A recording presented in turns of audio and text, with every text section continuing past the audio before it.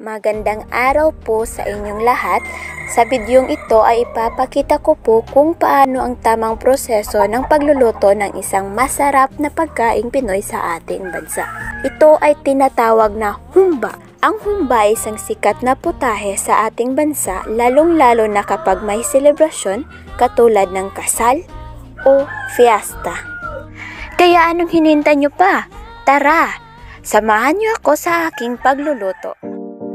Mga sangkap sa pagluluto: kaning baboy, toyo, coke, magic sarap, kalamay, asin, kalamansi, sibuyas, ahos, sili at black beans.